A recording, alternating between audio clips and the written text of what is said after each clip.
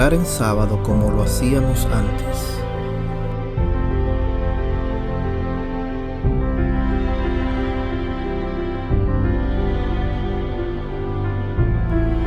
Llegar al templo,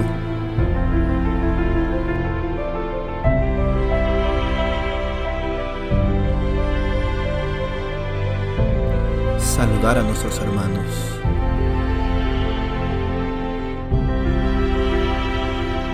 sentirnos en coinonía cristiana.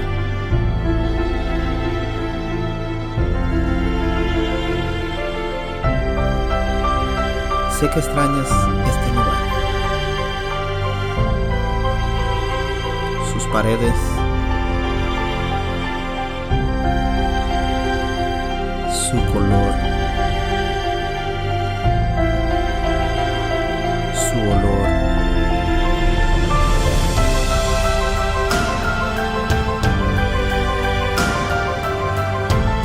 Y todo sonriendo.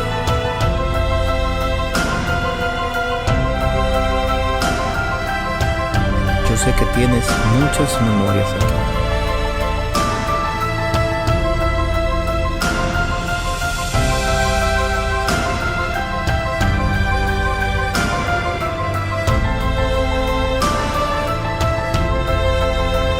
Sé que extrañas también sentarte en este templo.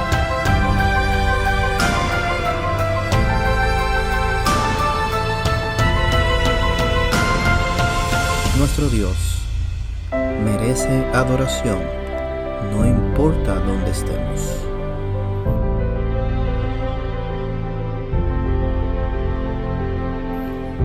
Pero mientras tanto, bienvenidos a nuestro programa pregrabado de este sábado.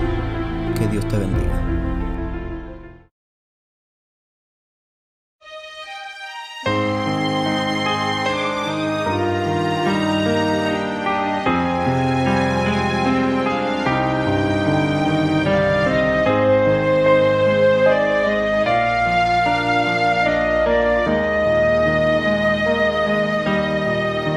Santo mi soberano Dios, murió mi Salvador, su vida quiso entregar por mí tan pecador.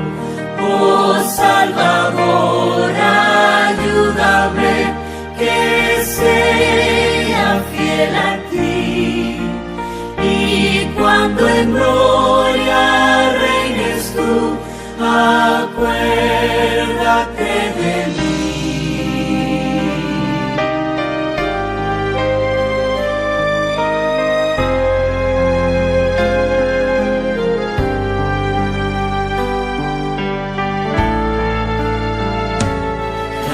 Jamás podrá alguien separarnos de Cristo nuestro Redentor,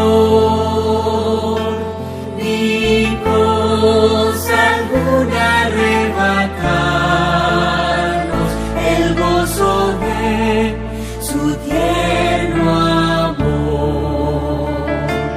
Y luchas, pruebas o dolores, y no amenaza su aflicción, y aún este mundo en sus honores, su pompa, gloria y tentación.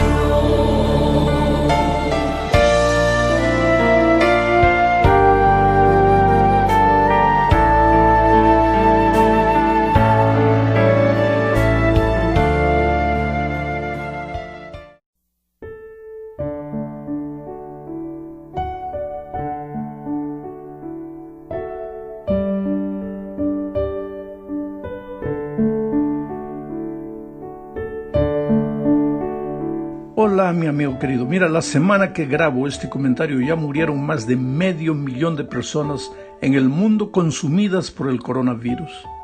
Por donde quiera que mires vas a encontrar miedo, temor, espanto. Millones de personas se preguntan hacia dónde va el mundo, qué sucede. Hay gente que no sabe en quién creer o qué creer. Y la Biblia dice que nosotros tenemos la palabra profética más segura. Por lo tanto, es nuestro deber compartir el mensaje de esperanza y consuelo al mundo. Porque te digo una cosa, es fácil decir que murieron más de 500,000 de personas, pero infelizmente las estadísticas no tienen rostro. Por cada persona que fallece hay familias tristes, desconsoladas, personas que a veces perdieron todo, perdieron al jefe de familia y no saben ahora qué hacer. Pero infelizmente esta vida y las adversidades que encontramos en el día a día parece que nos enseñan a ver a las personas como simples números. Y frecuentemente nuestro corazón se acostumbra con la tragedia y dejamos de ver a las personas como en realidad son, personas que sufren, lloran, se entristecen. Bueno, en el estudio de esta semana observaremos cómo Jesús veía a las personas. Él no las veía como máquinas, como números. Él las veía como gente. Y quiera Dios que nosotros también aprendamos a verlas de ese modo al terminar y asimilar la lección de esta semana a nuestra propia experiencia. Para empezar, leamos Marcos 8, 22 al 26. El texto lo voy a leer comentando. Dice así: vino luego a Betsaida. Vino. Me gusta ese verbo. Vino. Jesús siempre está viniendo al corazón del ser humano y tocando la puerta. Un día Jesús dejó todo allá en el reino de los cielos y vino a esta tierra de miseria, de dolor, de pecado, trayéndonos la salvación.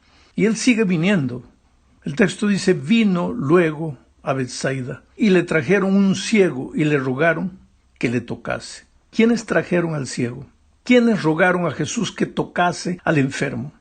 Los amigos del ciego. ¿Sabes que en la Biblia hay como unos 50 milagros, un poquito más? Y en la mitad de esa cantidad de milagros son personas. No es el propio enfermo, no es el propio ser humano que está viviendo problemas que va a Jesús. En la mitad de los milagros son personas que los llevan, familiares, amigos, gente que intercede por esa gente enferma, esa gente que necesita del toque divino. Y esto nos enseña la lección de que hay gente en este mundo que está muriendo, pero que necesita a alguien que la lleve a Jesús. Ese alguien eres tú, que un día has recibido el maravilloso bálsamo del Evangelio. Sigo leyendo. Entonces, tomando la mano del ciego, le sacó fuera de la aldea y escupiendo en sus ojos le puso las manos encima y le preguntó si veía algo. El ciego, mirando, dijo: veo los hombres como árboles, pero los veo que andan. Aquí está la primera parte que quiero destacar de este texto. Cuando Jesús lo curó, le hizo una pregunta: ¿qué ves? Y el ciego dijo: veo a los hombres, pero los veo como árboles, pero árboles que andan.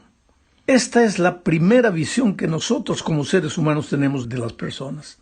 Árboles sin vida, árboles que andan, que caminan, gente que se mueve de aquí para allá. Pero yo te desafío un día, párate en una esquina a las 6 de la tarde cuando la gente está regresando para su casa y observa los rostros.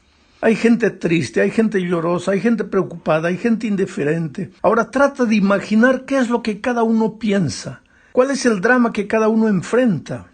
No los veas como árboles que caminan. Trata de verlos como seres humanos. Sigo leyendo el texto. Luego le puso otra vez las manos sobre los ojos y le hizo que mirase, y fue restablecido, y vio de lejos y claramente a todos, y lo envió a su casa.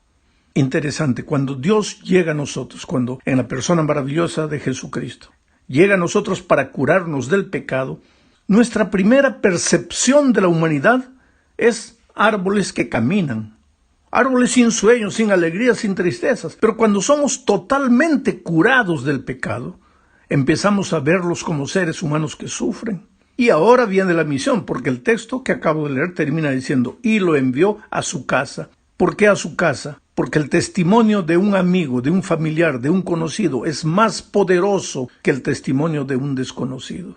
Claro, si tienes la oportunidad de predicar el Evangelio a desconocidos en la calle, tocar puertas, hazlo. No hay ningún problema en eso. Pero si quieres tener éxito, si no quieres que las personas te rechacen, te echen la puerta en la cara, busca a la gente que te conoce. Hazte amigo de las personas. Habla, testifica del amor de Cristo a tus vecinos, a tus compañeros de trabajo, de estudio, a tus familiares. Bueno, vamos a la segunda parte de este estudio. Aquí veremos la experiencia de la mujer samaritana. Para entender mejor lo que sucedió en este incidente, es necesario explicar que los samaritanos y los judíos no se podían ver. El problema no era tanto con los samaritanos. Para los judíos, los samaritanos históricamente era gente que no merecía la salvación. No sé si te acuerdas que un día los discípulos de Jesús le dijeron: ¿quieres que hagamos llover fuego del cielo para consumir a esta gente? Se refería a los samaritanos. En otra ocasión, los discípulos sacudieron el polvo de sus sandalias para no pisar más la tierra de los samaritanos. Entre ellos había una rivalidad religiosa histórica. En la opinión de los judíos, los samaritanos era gente que no merecía la salvación. Ahora, dicho esto, leamos el texto, Juan 4, 3 al 5. Salió de Judea. Nuevamente me impresiona el verbo salir. En el texto anterior que leí, comenté el verbo venir. Ahora encuentro aquí el verbo salir. Jesús tuvo que salir del cielo, venir a esta tierra para encontrarnos. Jesús, antes de irse, le dijo a sus discípulos: por tanto, id por todo el mundo, predicad el evangelio. Para ir tienes que salir. Y Jesús no predicó solo con la palabra, sino con su ejemplo. Él salió. Entonces el texto dice: salió de Judea y se fue otra vez a Galilea. Y le era necesario pasar por Samaria. Esto es interesante y te voy a explicar. Judea estaba localizada en el sur. Galilea estaba localizada en el norte. Para ir de Judea a Galilea había que pasar por Perea, que mayormente era desierto. En línea recta eran más o menos unas 20 kilómetros aproximadamente. Pero cuando los judíos se dirigían de Judea a Galilea, en lugar de ir en línea recta, ellos se iban hacia la derecha, subían por el desierto de Perea, por el desierto, y cuando calculaban que ya habían pasado Samaria, ahí volvían para la izquierda. ¿Por qué? Porque no querían pisar la maldita, entre comillas, tierra de los samaritanos. Ese era el preconcepto que tenían. Entonces un día Jesús decidió ir de Judea para Galilea. Y los discípulos se extrañaron. ¿Por qué no hace lo que todo judío hace? ¿Por qué no se desvía por el desierto de Perea? Pero ahora el texto dice: salió de Judea y se fue otra vez a Galilea y le era necesario. En la palabra original griega le era compulsivo, tenía que hacerlo, no podía dejar de hacerlo. Era como una obligación moral, espiritual, tenía que ir. ¿Por qué? Porque tenía que pasar por Samaria. Tenía que pasar por Samaria. ¿Y por qué? Porque en Samaria había una mujer despreciada. Ahora, si los samaritanos ya eran despreciados, imagínate una mujer que era despreciada por los propios samaritanos. La consideraban una mujer vulgar, una mujer sin esperanza, una mujer que pasaba de mano en mano por muchos hombres. Quiere decir, en la opinión de los judíos, los samaritanos no tenían salvación. Y en la opinión de los samaritanos, la pobre mujer no tenía salvación. Pero el texto dice que para Jesús le era necesario ir a Samaria, porque ahí estaba esa mujer. ¿Por qué? Porque Jesús no ve a las personas como nosotros las vemos. A veces no solo vemos a las personas como árboles sin vida que caminan, no. A veces las vemos condenadas. Nosotros las condenamos a la muerte. No, para ese ya no hay salvación. No, ese ya se fue demasiado. No, ya no vale la pena más orar por ese, porque para ese ya no hay perdón. Oh, querido, bendito Dios, que nuestra salvación no depende de la opinión de los seres humanos. No depende nuestra salvación, ni siquiera de nuestra propia opinión. Porque yo siempre digo que si nosotros tuviésemos que juzgarnos, nos colgaríamos de un madero, porque nuestra propia opinión no merecemos vivir, porque nadie nos conoce mejor que nosotros. Y sin embargo, Jesús jamás vio a alguien condenado. Él te encuentra en la vida como piedra bruta, pero no te ve como piedra bruta, sino como el diamante precioso que llegarás a ser un día transformado por su amor. ¿Cómo quisiera yo tener esa visión? De mirar a las personas en la más extrema situación, pero verlas como lo que pueden ser transformadas por el amor de Jesús. Vamos a la tercera parte. En la tercera parte de este estudio veremos el manual divino de la testificación. Me refiero a la propia Escritura. Nosotros a veces buscamos manuales escritos por hombres de cómo testificar, cómo ganar a un amigo para Cristo, cómo llevar a un pariente para Cristo. Pero la Biblia es el mejor manual. Vamos a leer Juan 1, 35 al 42 y voy a ir comentando. Dice, el siguiente día, me gusta esa frase, el siguiente día. Siempre hay un día siguiente. Si no has hecho lo que deberías hacer hasta hoy, hay un siguiente día para que hagas las cosas como deben ser. Si no has testificado todavía, hay un siguiente día para que testifiques. Si no les has hablado del amor de Cristo a tus amigos, a tus familiares, hay un siguiente día para que lo hagas. Al siguiente día, dice, otra vez estaba Juan y 2 de sus discípulos, y mirando a Jesús que andaba por ahí, Juan dijo, he aquí el Cordero de Dios. Le oyeron hablar los discípulos y siguieron a Jesús. Esto es interesante. Juan tenía que predicarles el Evangelio a sus discípulos.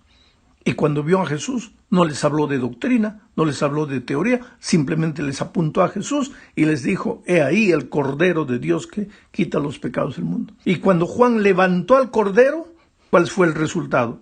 Y los discípulos siguieron a Jesús. Cuando tú te encuentras con una persona y levantas primero los conceptos doctrinarios, puedes creer que vas a tener poco éxito en la comunicación del Evangelio. Pero si levantas al Cordero, a Jesucristo, ¿qué es lo que Jesús dijo? Si fuere yo levantado, a muchos atraeré a mí mismo. Entonces levanta al Cordero y verás que muchos seguirán al Señor Jesús. Ahora que le están siguiendo, mira lo que dice el texto. Jesús les dijo, ¿qué buscáis?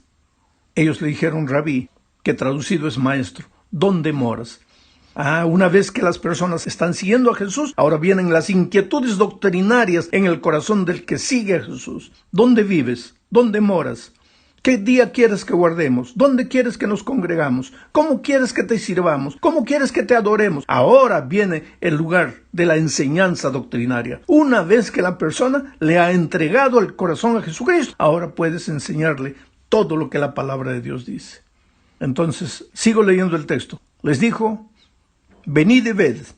Fueron y vieron dónde moraba y se quedaron con él aquel día. Estaría forzando yo el texto bíblico si dijese, y permanecieron con él para siempre. Aquí está el secreto de la conservación. Mucha gente dice, ¿por qué la gente viene a la iglesia, se bautiza y pues se va? Es que vino atraído por cualquier cosa, pero menos por Jesús. Porque cuando las personas se enamoran de Jesús, le entregan la vida a Jesús, siguen a Jesús, después reciben la enseñanza doctrinaria, es seguro que se van a quedar con él para siempre. Sigo leyendo el texto, porque era como la hora 10.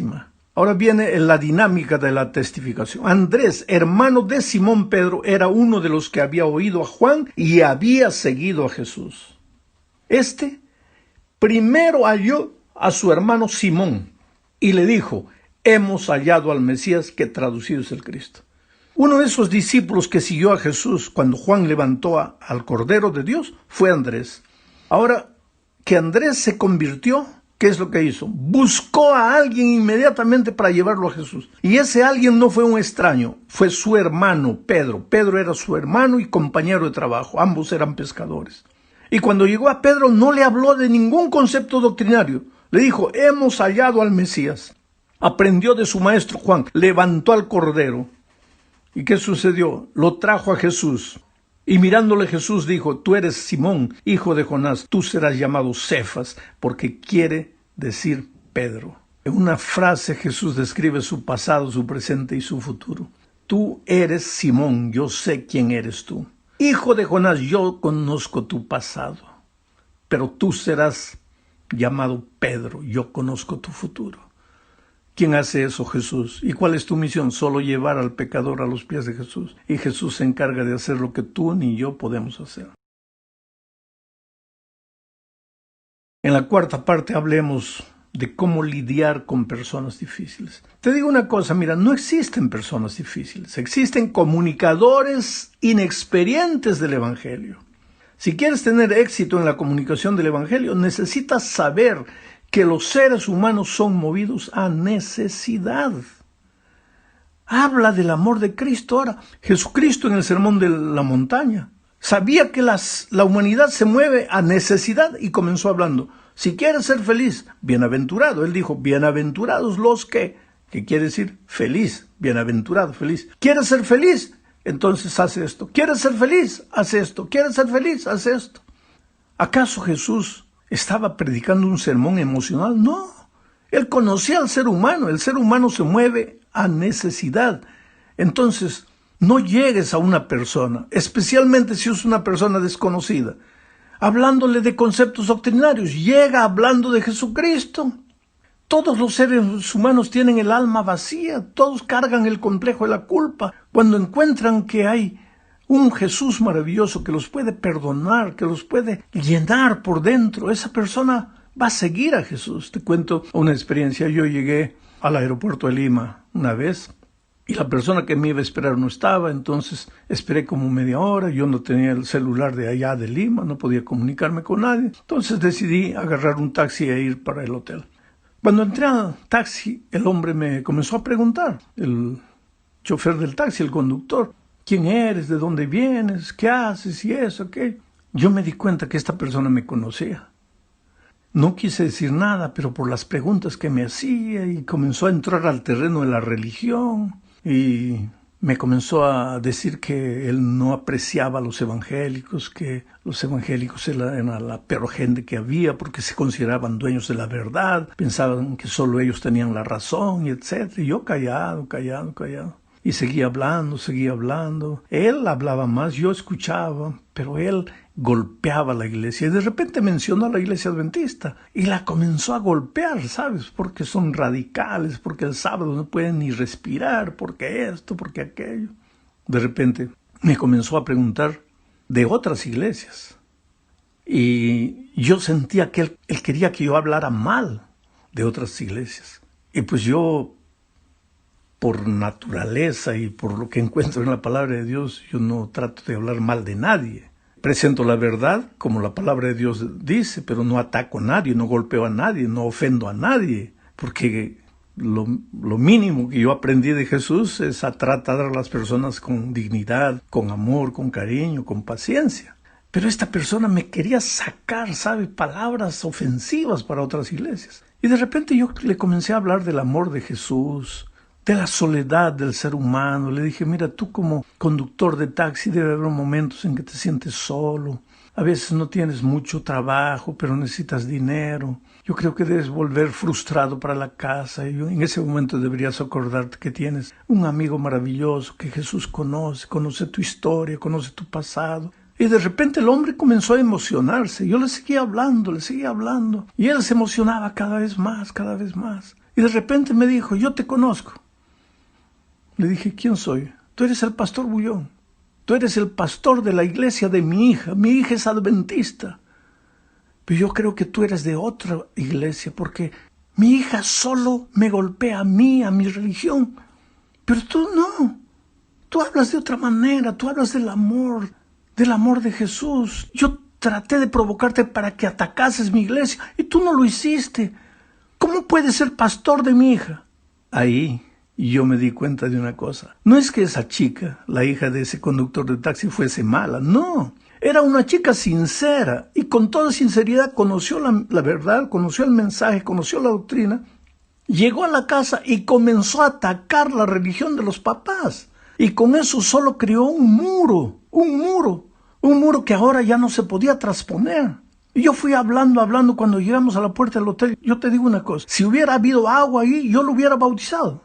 Porque ese hombre estaba ya listo a entregar su vida a Jesús. Entonces, querido, yo le pedí a ese hombre el teléfono de su hija. Y después llamé a la hija y le dije, mira, yo te felicito. Me contó, había conocido el Evangelio hace un año, el mensaje hace un año. El primer libro adventista que había leído, El conflicto de los siglos. Y con eso llegó a la casa y comenzó a apalear a los papás por causa de la religión. Y pues solo creó un obstáculo. Entonces le dije a ella, mira, cambia de actitud. Ama a tus papás. respeta, ellos son sinceros en lo que creen. Le conté lo que conversé con él a lo largo del viaje. Y pues después salí del Perú, no tuve más noticias. Pero yo supongo que esa persona era tan sincera, ese conductor de taxi, tan sincero y tan bueno, que con toda seguridad lo vamos a ver en el reino de Dios. Quiere decir, hay mucha cosa que necesitamos aprender. Al final de nuestro estudio esta semana, y ya me prolongué demasiado, nos enseña la lección que debemos aprovechar cualquier oportunidad para predicar. Por ejemplo, el eunuco estaba viajando, leyendo la Biblia, tenía inquietudes espirituales. Dios mandó a Felipe. Felipe comenzó haciéndole una pregunta: ¿entiendes lo que lees? Y a partir de ahí le comenzó a hablar del Señor Jesucristo. Y entonces cuando llegaron a un lugar donde había agua, lo bautizó. Esa puede ser tu experiencia, querido. Mira a las personas como seres humanos que buscan llenar el vacío del corazón. Ama a esas personas. No las mires como números, como gente que se mueve, árboles que se mueven. No, míralos como seres humanos. Que Dios te bendiga ricamente.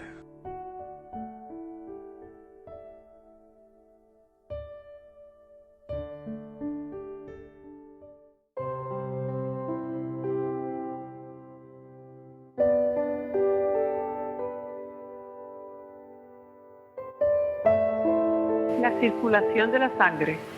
Para tener buena salud debemos tener buena sangre, pues la sangre es la corriente de la vida. Repara los desgastes y nutre el cuerpo. Provista de los elementos convenientes y purificada y vitalizada por el contacto con el aire puro, da vida y vigor a todas las partes del organismo. Cuanto más perfecta sea la circulación, mejor cumplida quedará aquella función. A cada latido del corazón, la sangre debe fluir rápida y fácilmente por todas las partes del cuerpo. La circulación no debe ser entorpecida por ropas o ligaduras apretadas, ni por insuficiente abrigo en las extremidades. Todo lo que dificulta la circulación detiene la sangre en los órganos vitales y produce congestión. Esto provoca dolor de cabeza, tos, palpitaciones cardíacas o indigestión. La respiración. Para tener buena sangre debemos respirar bien.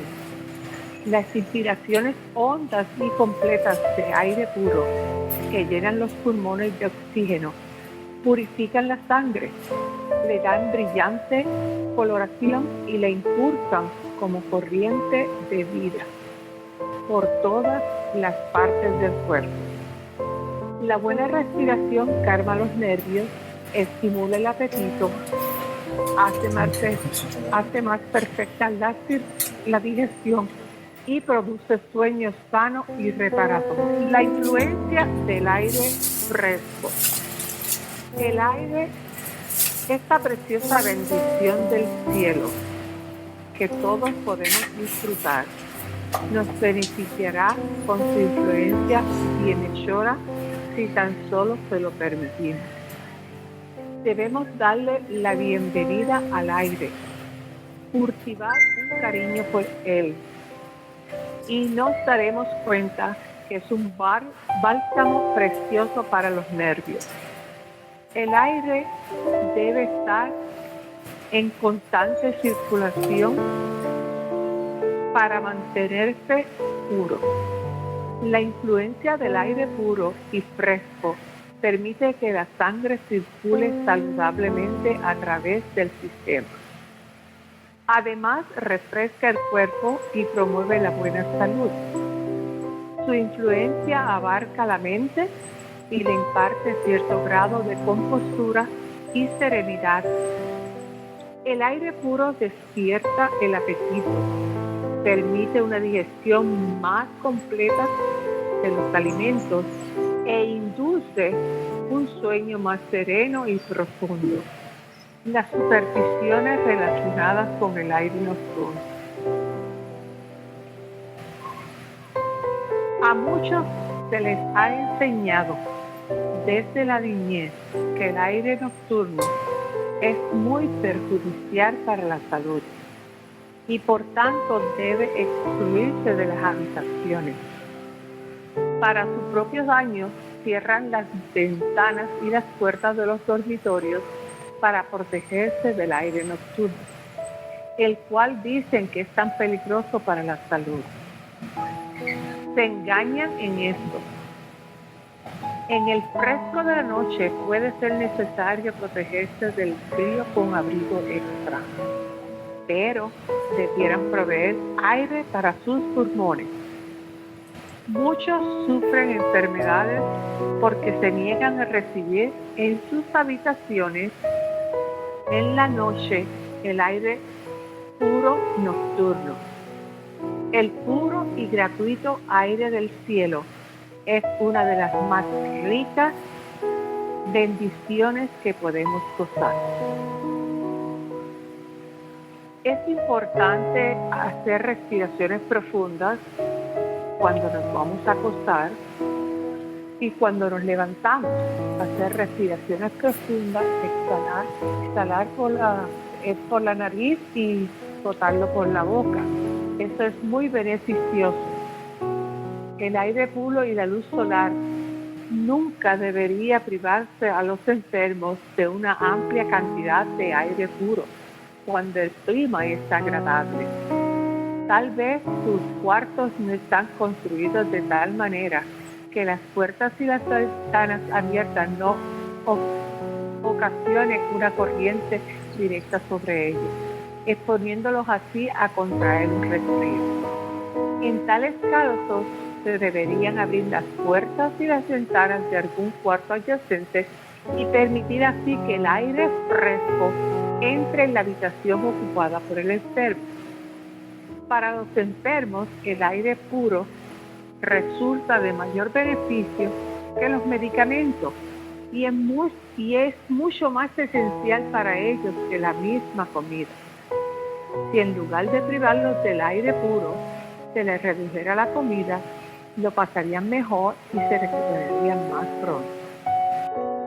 Siendo que es tan importante el aire que respiramos, agradezcamos a Dios a cada instante por ese regalo que nos brinda. Como les recuerdo siempre, les amo mucho, pero Jesús nos ama más. Feliz sábado, mi amada familia.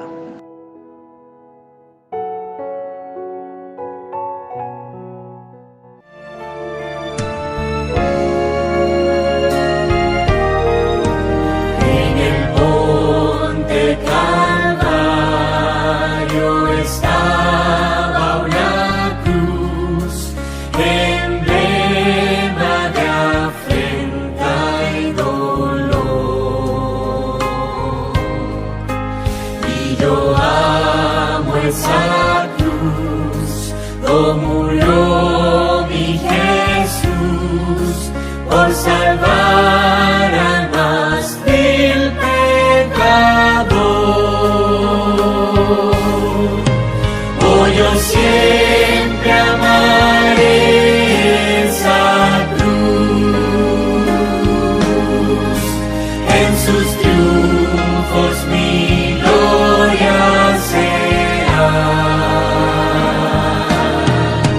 Y algún día en vez de una cruz,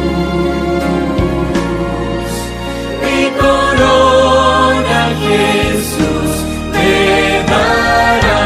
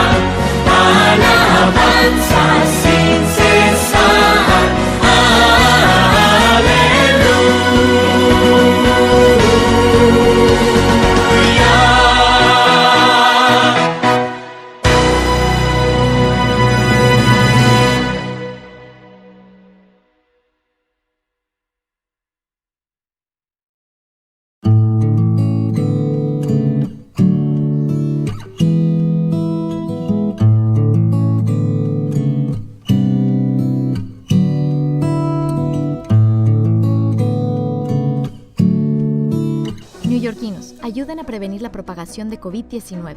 Tomen estas medidas.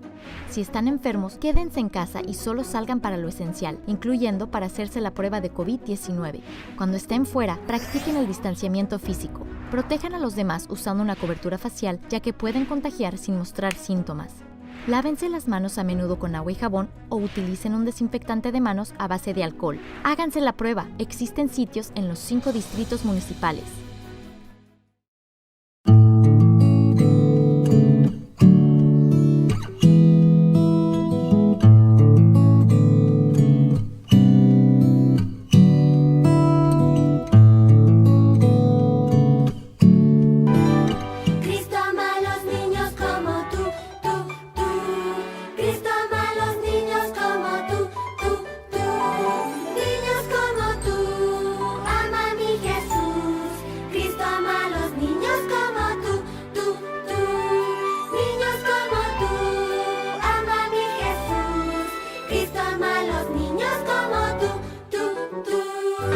Hola, ¿cómo estás? ¿Bien? Espero que sí. Te voy a contar algo. Todavía recuerdo el primer reto que me dio mi padre. ¿Qué hacía yo en ese momento? Estaba en un pasillo de mi casa y apoyaba mi espalda contra una pared del pasillo y con los pies sobre la otra iba trepando así hasta el techo. Subía y bajaba, como Spiderman, subía y bajaba. Claro, para mí era algo muy divertido, nunca lo había hecho y aprendí que no tenía que sostenerme de nada para subir y bajar por las paredes. Pero en eso apareció mi padre y no le gustó nada. Estaba pisando las paredes. Así que me dio un reto que todavía hoy me lo acuerdo, y de esto hace muchos años. Sin embargo, esas cosas que nos pasan hacen que nuestro corazón se duela. Cuando nos retan, cuando nos dan malos tratos, cuando nos peleamos con nuestros amigos y un montón de cosas que hacen que nuestro corazón no se sienta bien. Pues el video que vamos a ver trata de algo de esto.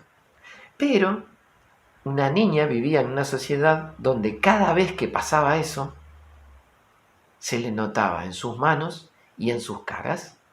Tal es así que ella veía que muchos niños tenían como quebraduras en sus caras, como si fueran porcelana rota. Y sus papás también tenían eso en sus caras, y mucha gente con la que se encontraba.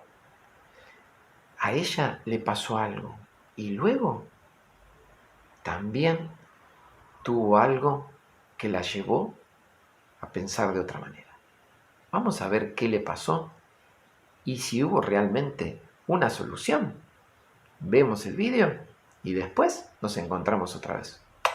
Bye.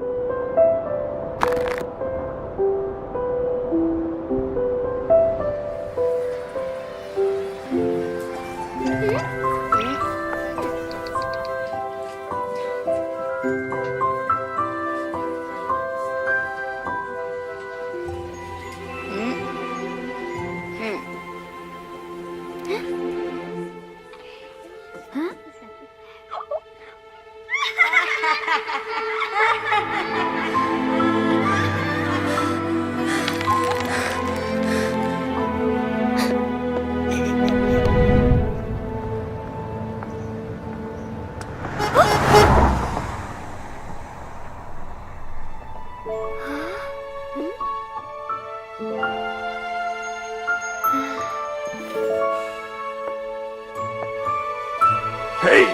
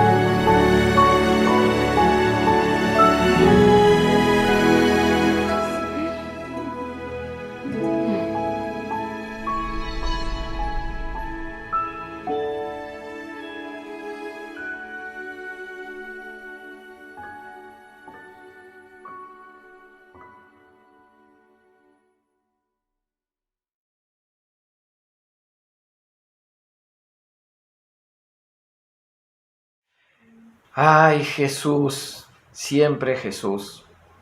¿Sabes qué? Si yo hubiera vivido en la sociedad donde vivía esa niña, hubiera tenido por muchos años la cara y mis manos todas marcadas, porque mi corazón muchas veces se angustió y se quebró.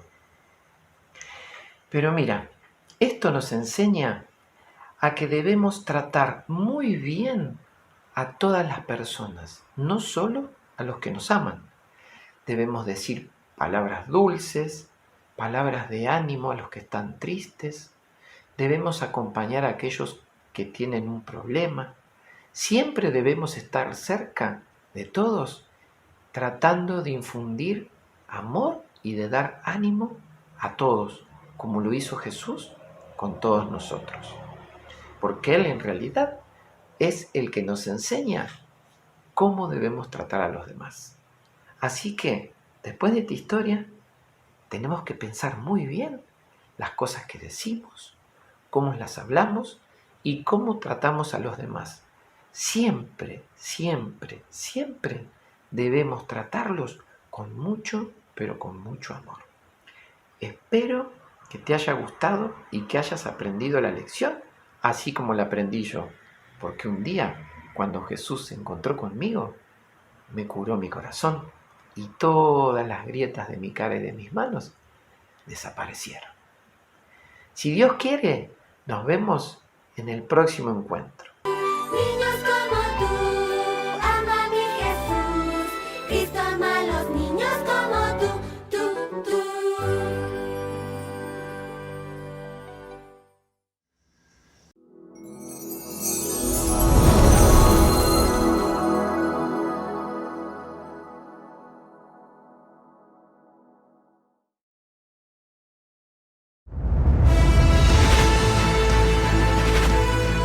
Probar y ver. Historia de hoy. Baterías cargadas.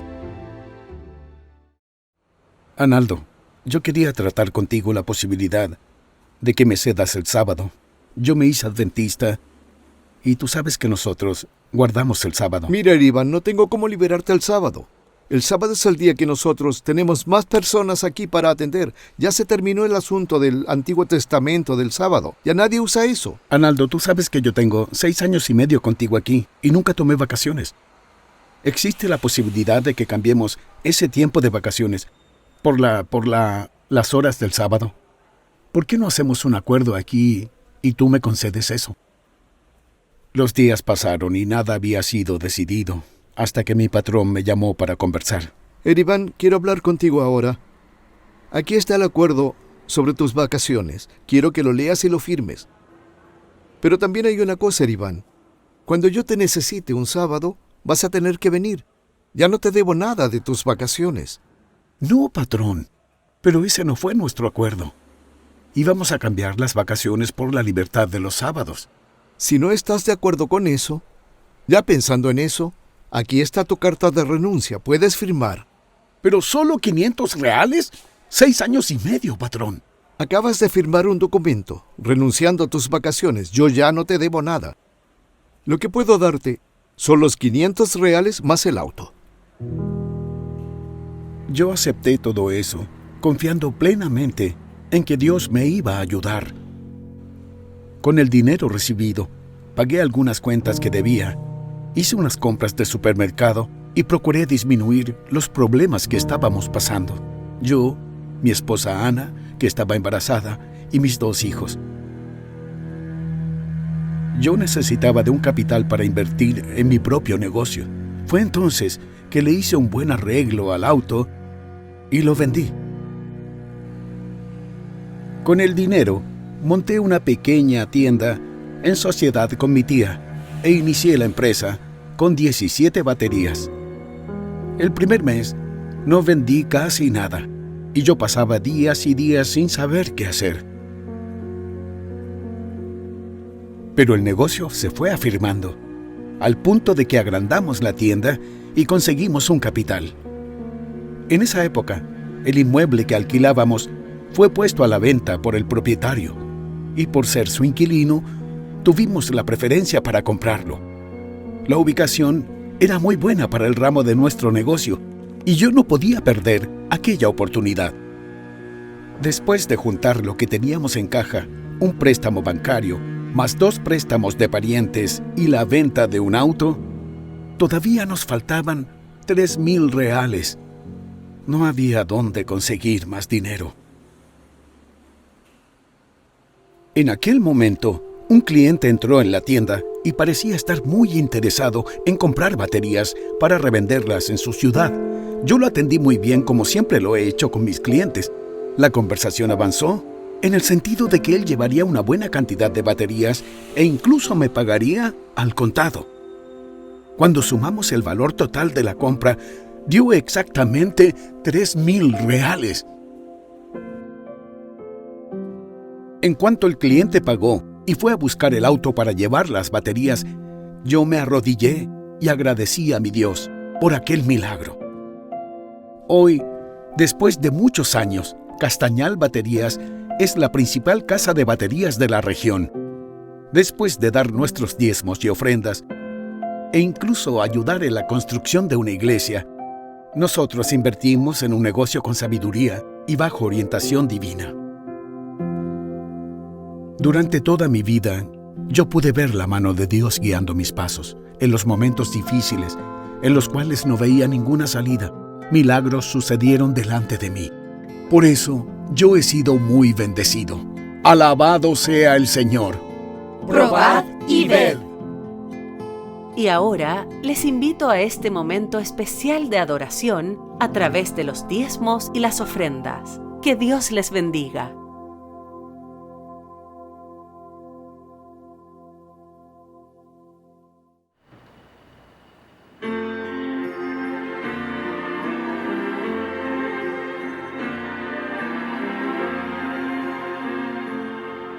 Oh Cristo, te amo, que mío eres ser. Ya todo pecado por ti dejaré. Oh Cristo precioso,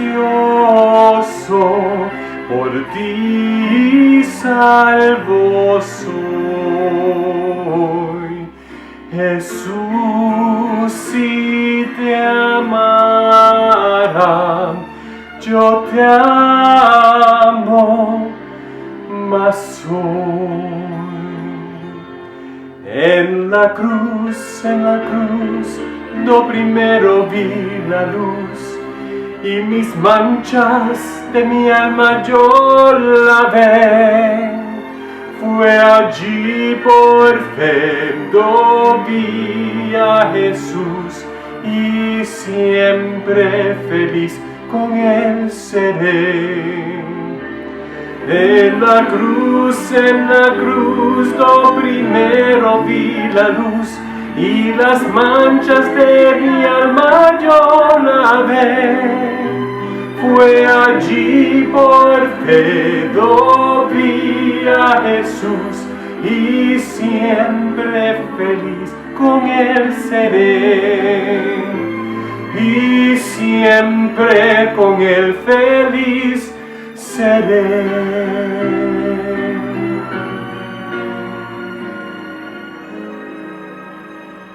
Señor mi Dios, al contemplar los cielos el firmamento y las estrellas al oír tu voz en retumbantes truenos, al ver brillar el sol en su esplendor, mi corazón entona la canción. Cuán grande es Él, cuán grande es Él, mi corazón entona la canción. Cuán grande es Él, cuán grande es Él. Mi corazón entona la canción. Cuán grande es Él, cuán grande es Dios. Mi corazón entona la canción. Cuán grande es Dios,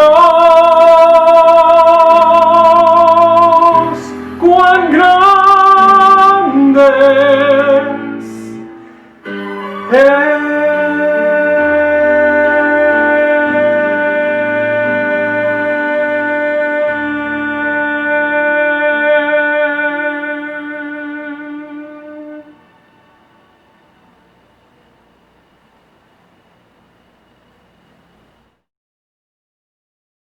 Muchas gracias por adorar con nosotros.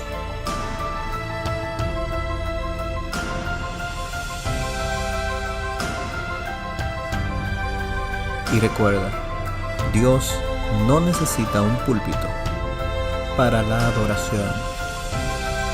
Lo que sí necesita nuestro Dios es un corazón dispuesto a escuchar su voz.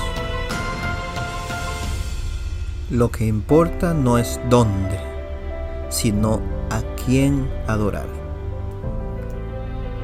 Y es a saber, a Jesucristo, el único que merece toda la honra y la gloria por los siglos de los siglos. Amén. Que Dios te bendiga en toda esta semana y que en este sábado podamos sentir la presencia de su Santo Espíritu.